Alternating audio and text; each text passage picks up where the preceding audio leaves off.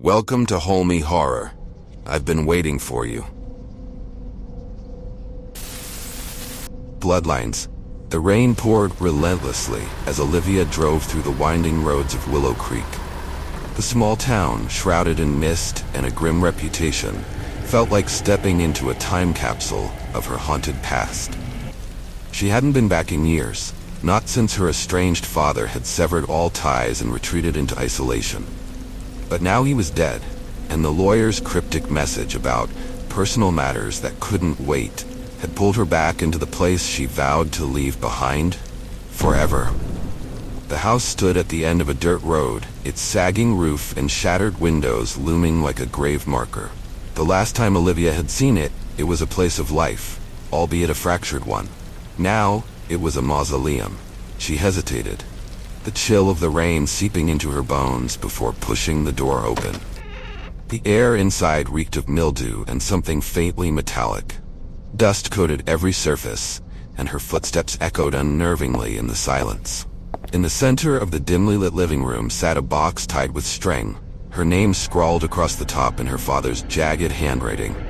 Her hands trembled as she untied the string and opened it. Inside were old photographs, black and white and chillingly grainy. Each one showed a lifeless face, their eyes hollow, staring directly into the lens. On the back of every photo, her father had written a name and date. None of them were familiar. Beneath the stack of photos lay a journal, its pages yellowed and filled with her father's spidery script. The journal's contents made her stomach churn. Detailed descriptions of dissection, experiments on unwilling victims, and gruesome notes about the artistry of the human form painted her father as a monster she couldn't reconcile with the man she once knew.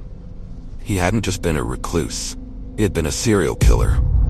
A loud thud upstairs shattered the suffocating silence. Olivia froze, heart hammering. The house was supposed to be empty. She grabbed a rusted fireplace poker, leaning against the hearth, and crept toward the staircase. Each step creaked under her weight, her breath shallow as she strained to hear any movement. At the top of the stairs, a long hallway stretched before her, its walls lined with more photographs. She gasped. These faces were familiar. Her mother, her uncle, her childhood friends. People she had been told had moved away or died from illness. Here they were, immortalized as part of her father's grotesque collection. A shadow flickered at the end of the hall. "Who's there?" she called, gripping the poker tightly. No response.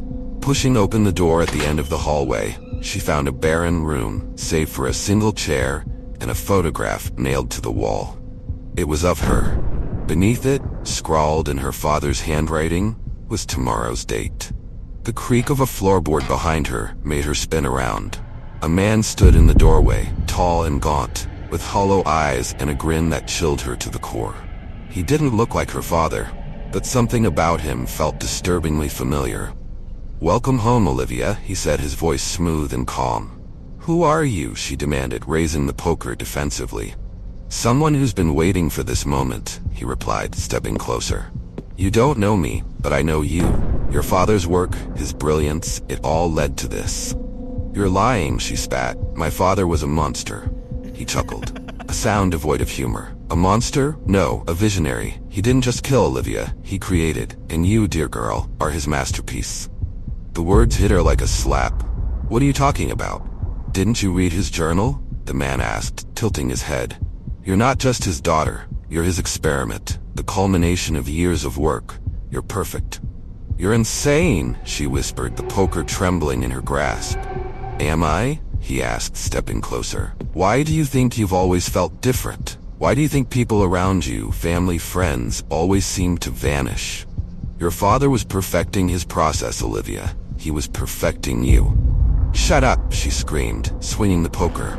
It connected with his shoulder, but he barely flinched. Instead, he grabbed her wrist and twisted until she dropped the weapon, pain shooting up her arm. "You can't deny what you are," he hissed, his face inches from hers. "Your father's blood runs in your veins. His genius, his darkness, it's all there." Breaking free with a desperate kick to his shin, Olivia bolted down the hall. She threw open a door and locked it behind her, her chest heaving as she tried to catch her breath. The room was dark, the air thick with the stench of decay. As her eyes adjusted, she realized the walls were lined with shelves filled with jars. Each jar contained a preserved body part, eyes, hands, hearts, all cataloged with meticulous precision. In the center of the room was a table.